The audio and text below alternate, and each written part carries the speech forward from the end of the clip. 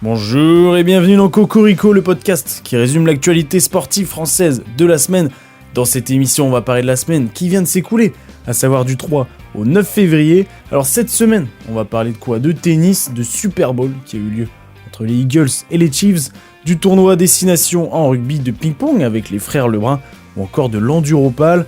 Et aussi à la fin, je vous laisserai qu'une petite vidéo de Julien Cazard à l'ancienne. Alors on reprend l'actualité sportive. Alors n'oubliez pas, petit café ou petit thé, ou alors vous êtes en train de faire votre séance de sport. En tout cas, préparez-vous, c'est parti.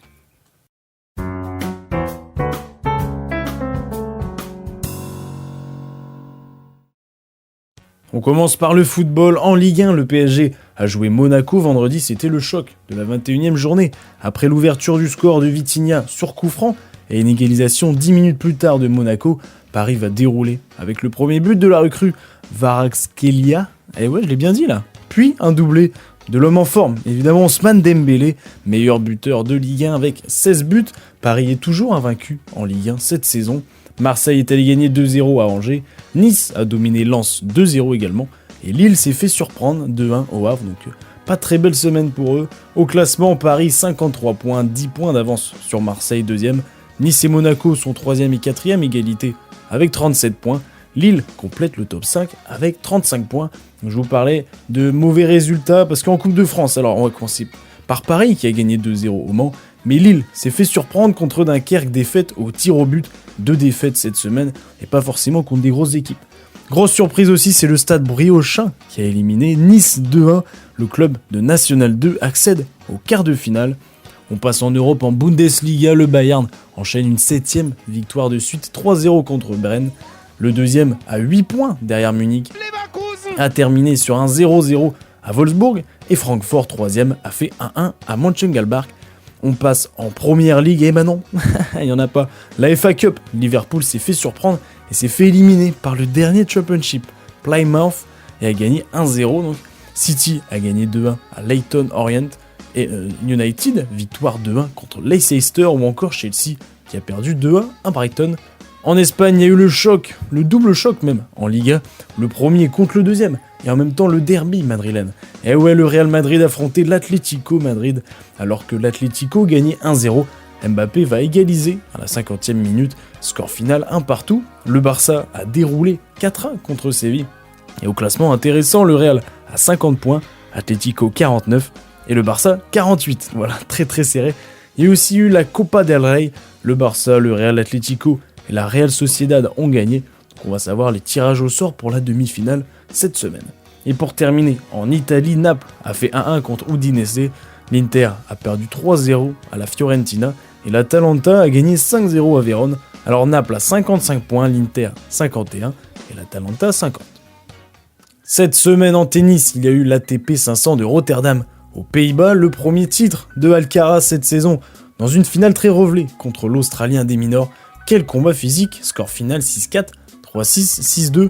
Alors on retiendra l'énorme parcours de Bellucci, c'est un jeune italien qui est parti des qualifications et qui est arrivé en demi-finale. Il a battu Medvedev et Tsitsipas pendant son trajet. Fils l'un des deux Français avec l'Estienne, n'a pas fait mieux que de gagner le premier tour et en plus c'était contre l'Estienne, donc au final c'était pas ouf hein. Il y a aussi eu l'ATP 500 de Dallas et grosse surprise. Et ouais, grosse finale aussi entre Ruud et Shapovalov. Et c'est Chapeau qui remporte le plus gros tournoi de sa carrière. Le gaucher revers une main a toujours, on va dire, divisé car on connaît son talent, franchement il est trop fort. Mais à chaque fois il choque et mentalement ça suit pas. Il n'a jamais réussi à gagner de gros titres au final. Et c'est peut-être le début de quelque chose avec le Canadien, on sait pas. Et il a tout de même battu Fritz, Tommy Paul et Ruud dans ce tournoi.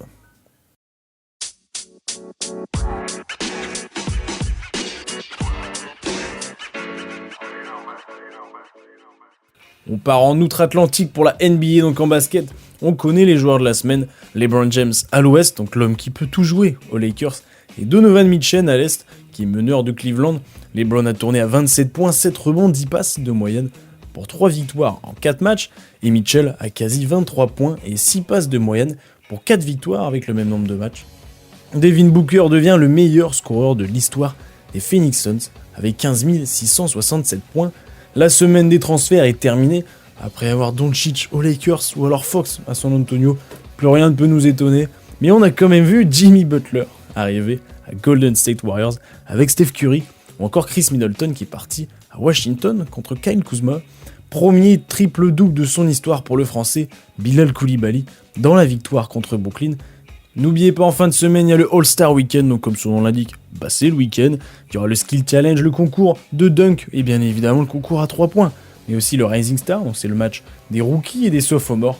Mais il y a aussi Wembanyama qui joue, ou Coulibaly, Rissaché, Sarr, il y a beaucoup de Français cette année. Ou encore le dimanche, de la nuit du dimanche à lundi, il y a le All-Star Game avec le nouveau format et 4 équipes qui vont s'affronter. Le premier à 40 points, après ça fait finale, demi-finale. Et les vainqueurs remportent de l'argent, donc ça peut être un peu boosté, parce qu'à chaque fois, le match des All-Star, les All-Star Games, c'est jamais très bien. Donc on verra ce que ça donne. On part en Euroleague, il y a eu la 25e et la 26e journée. Pas de très beaux résultats pour nos Français. Monaco repart avec une victoire mercredi à Baskonia, 95-85, mais perd le vendredi contre Belgrade, 69-86. Lyon a fait pire avec 2 défaites, 73-66 à Belgrade et 76-67 au Bayern Munich, qui pour terminer, Paris a perdu de 17 points contre l'Olympiakos et a gagné à Bologne 77-83. Alors au classement, Monaco reste 4ème, Paris tombe à la 7ème place et Lyon est 15ème. Bourg-en-Bresse s'est fait éliminer de l'Eurocoupe à cause de leur défaite à la dernière journée. Ils ont terminé 7ème de leur groupe et seuls les 6 premiers se qualifiaient. Dommage, parce que eux qui étaient partis largement premiers en début de saison et qui étaient finalistes l'année dernière contre Paris, on s'en souvient, n'aura même pas réussi à récidiver. On passe en Betclic Elite ou la Pro A comme vous voulez. Paris a gagné 111-96 contre l'Asvel. Triste semaine pour Villeurbanne qui ont perdu 3 matchs. Cholet a gagné à Gravelines 70-73. Monaco a gagné de 14 points à Strasbourg. Et Bourg-en-Bresse repart avec le succès 81-83 à Saint-Quentin. Au classement, Paris et Cholet sont égalité premiers. Monaco reste à 1 victoire derrière. Lyon et Bourg-en-Bresse sont à 2 victoires. Et on termine avec l'Eurocoupe féminin, le SBVA. Montpellier et Lyon se sont qualifiés pour les quarts de finale, donc ça sera la semaine prochaine. Il y a eu le Super Bowl 59 à New Orleans, donc Nouvelle-Orléans si vous préférez. C'était de la nuit du dimanche au lundi, il me semble, oui c'est ça. Sur le papier, le match annoncé du lourd Philadelphia qu'on attendait pas forcément là, ont été finalement très bons durant ces playoffs. Et Kansas City, malgré les blessures, sont arrivés grâce à leur talent. En finale, ils pouvaient même écrire l'histoire en gagnant 3 titres de suite du Super Bowl, donc ce qui n'était jamais arrivé. Match à sens unique, accrochez-vous bien. À la mi-temps, ça faisait 24-0 pour Philadelphie. Alors je ne sais pas si c'est la pression, mais on a ressenti jusqu'à la maison. Et sur quasiment, alors je donne une petite stat, sur quasiment 300 tentatives de passe, donc c'était 298, Mahomes, le quarterback des Kansas City Chiefs, n'avait jamais subi une intervention. Hier, il en a subi 2. Voilà. En deuxième mi-temps, c'est monté à 34-0. Les Chiefs se sont un peu réveillés. Score final 40-22. Les Eagles sont champions NFL pour la 2e fois de leur histoire. Même le show à la mi-temps de Kendrick Lamar n'a pas été si dingue que ça. Alors on aurait préféré avoir plus de classiques, mais bon, il n'y a pas trop de danse, pas trop de pyrotechnie, tu vois, on aime bien, nous, les flammes. Donc voilà, c'est ainsi que se termine la saison de NFL sur une énorme branlée. Vous l'avez sûrement suivi samedi, 17h45, il y a eu le tournoi Destination et le match entre les 15 de France et l'Angleterre, le crunch tant attendu, a réservé pas mal de surprises. En Angleterre, à Twickenham, le premier essai de la rencontre arrive à la 30e minute. Pour la France, bel enchaînement sur le côté droit du terrain et essai de l'inépuisable Louis Bielbiarré. 7-0 pour la France, 5 minutes plus tard, les Anglais égalisent. Mi-temps, beaucoup d'essais en deuxième mi-temps, vous allez voir. Au début de la deuxième, Ramos inscrit 2 pénalités, ça fait 13-7 pour la France. Les Anglais sont moins bons, on les sent, mais ils arrivent quand même à inscrire des points. Nouvel essai à la 55e, non transformé, ça fait 13-12 encore pour la France. 60e minute, la France inscrit un essai non transformé, 18-12. 70e, les Anglais inscrivent un essai, 18-19, ils passent devant, donc 18-19 pour eux. 74e, donc 4 minutes après, la France réussit un essai, ça fait 19-25 pour la France. Et à la dernière seconde, je vous laisse en live. C'est parti, on lance la cavalerie derrière et peut-être du... Le décalage sous les poteaux, c'est terrible. C'était sous les poteaux. Elliot Daly, le coaching gagnant. Vous parlez des retours de cadres, de joueurs d'expérience. Il a pris l'intervalle, il marque cet essai et oui, tête passe sous les couvertures. Voilà, défaite 26-25 pour la France. Je vous laisse avec l'interview de Fabien Galtier, donc le sélectionneur du 15 de France, et d'Antoine Dupont. C'est une déception parce que, comme vous, on a le sentiment qu'on s'est créé beaucoup d'occasions, mais de grosses occasions de marque, et que pour différentes raisons, on n'a pas marqué assez en rapport avec tout ce qu'on a réussi à trouver comme solution, et surtout à toutes les occasions qu'on a eues, qui se sont présentées au fil du match. De plus, on se crée beaucoup d'occasions, on fait le plus dur et on n'arrive pas à marquer. On se retrouve à 7-7. Eux ont été très pragmatiques, ils ont marqué sur leurs occasions. Certainement que le match, on le perd là, et malgré ça, on a quand même l'occasion de le gagner. On arrive à repasser devant 2 fois et on n'y arrive pas, on perd ce dernier bras de fer. Donc évidemment, beaucoup de regrets au vu du contexte du match et de la prestation réalisée dans son ensemble. Les U20 aussi sont en tournoi Destination. La semaine dernière, ils avaient gagné, tout comme les Français. Mais cette semaine, même constat, défaite 27-10.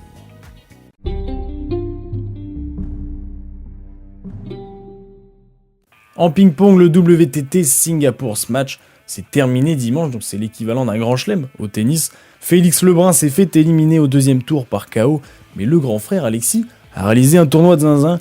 Il est allé jusqu'en demi-finale, il a donc égalisé la meilleure performance de l'histoire française. Alors malheureusement, il a perdu 4-0, mais c'était contre le numéro 2 mondial, qui est même le meilleur joueur du monde depuis les JO. Il a eu quelques opportunités de prendre un set, mais le chinois Shi Donglin était bien meilleur. C'est même lui qui va remporter le tournoi. En double, la paire française des Lebrun, donc Alexis et Félix, numéro 1 mondial en plus en double, ont perdu en demi-finale contre le numéro 1 et numéro 2 individuel. Donc c'est les deux chinois, dont Shi Donglin. Défaite 3-7-1. Dans l'autre demi-finale, une autre paire française a joué, Florian Bourrasso et Esteban Dehors, défaite aussi, mais quelle performance des Français qui s'installent petit à petit dans le ping mondial.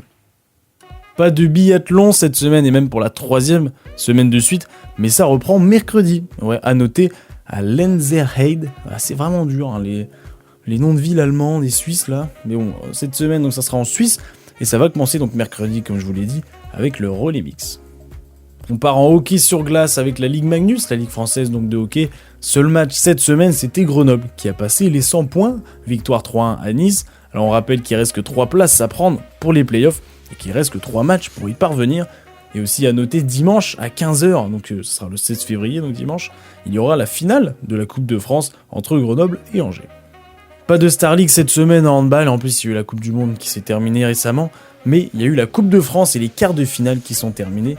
Il y avait le gros choc entre Paris et Nantes, 1er et 2e du championnat. Et quel match jusqu'en prolongation, victoire 40-39 pour Paris.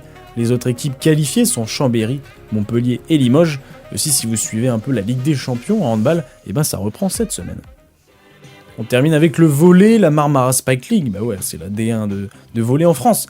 Le classement, pas de changement pour les 4 premiers qui ont gagné. Chaumont reste premier avec leur victoire 3-0 à Narbonne. Montpellier 2e, égalité. L'a emporté 3-1 contre Plessis. Tourcoing 3e à 1 point, a battu 3-0 Poitiers. Et Tours 4e, égalité avec Tourcoing, repart avec un succès à Saint-Nazaire. Vous voyez, le classement est incroyable. Hein. Parce que Chaumont est premier avec Montpellier qui sont égalité. Tourcoing et Tours qui sont 2e, mais ils sont qu'à 1 point. Et en Coupe de France, on connaît les 4 équipes qui vont aller en demi-finale. Montpellier, Chaumont, Toulouse et Tourcoing. Tirage au sort cette semaine. On termine avec la meilleure partie, bah ouais, les infos rapides. Il y a eu l'Enduropal ce week-end au Touquet, avec un record d'affluence, 400 000 personnes pour les 50 ans de l'événement, ce qui en fait le plus gros rassemblement en France pour un événement sportif. Le Britannique Todd Kellett a remporté ce dimanche l'Enduro pour la 3e année de rang, petit cocorico avec le Français Milko Potizek et Lars Van Berkel qui complètent le podium. Cocorico parce qu'à l'Étoile de Bessèges, c'est terminé donc ce dimanche 9 février, petit tour de cyclisme de 5 jours avec le contre-la-montre de 10 km à la fin. Kevin Vauquelin termine en beauté la course en remportant donc la 5e étape, donc le contre-la-montre, et le classement général, il termine premier, c'est pas beau ça? Et on termine avec une vidéo à l'ancienne de Julien Cazard avec Matuidi et Marquinhos. J'ai pas vu Marquinhos là, il joue la CAN cette année ou pas finalement? Non parce que de ce que je sais que Serge il la joue, mais Marquinhos il est retenu avec le Maroc. Faudrait lui demander hein. Hamdoulilah frère, ça va la baisse, tranquille, ça va. Bon, la vraie question qu'on se pose, c'est est-ce que tu vas faire la CAN avec le Maroc cette année? Arrête, c'est mytho, t'es pas brésilien, J'ai des toi. familles là-bas au Maroc, mais non, je suis... Ah, mais d'accord. Ah bah oui, non, putain, tu me rassures. Non, je rigole. En tout cas, t'as un petit mot à dire à toute la communauté marocaine de Paris. Abdoulila, frère, Roya, il est là. Allez, il représente. salam alaikum. Salam alaikum, il représente. Allez, Sidi. Allez, Roya, frère.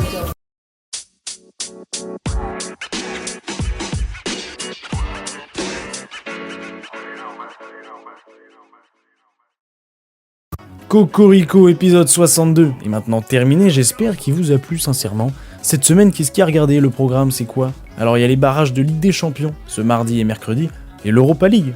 Jeudi, il y a la Coupe de France de hockey sur glace si ça vous intéresse, le biathlon qui reprend toute la semaine sur l'équipe 21, ou encore le All-Star Weekend en NBA, donc ça sera vendredi, samedi et dimanche, donc ça sera dans la nuit si vous voulez vous réveiller. Mais n'oubliez pas le principal, c'est bien de regarder le sport. Attention, je ne vous juge pas, mais c'est mieux de quoi? C'est mieux de le pratiquer. Alors allez faire du sport, allez prendre votre short, votre jogging, ou allez juste faire du vélo, de la natation, ce que vous voulez. De toute façon, tant que vous faites du bien à votre corps, c'est principal. N'hésitez pas non plus à vous abonner à cette chaîne. Donc là, il y a plusieurs comptes, mais c'est le principal, c'est YouTube, ou alors Spotify, vous pouvez mettre les 5 étoiles, ou 4 étoiles, comme Uber Eats. Voilà, n'hésitez pas donc à vous abonner, à liker. Je fais des petits sondages quelquefois sur Spotify si vous voulez. Voilà, vous pouvez mettre en commentaire ce qui vous a plu. Je vous souhaite une bonne journée, une bonne soirée, une bonne ce que vous voulez. À la semaine prochaine. Au revoir.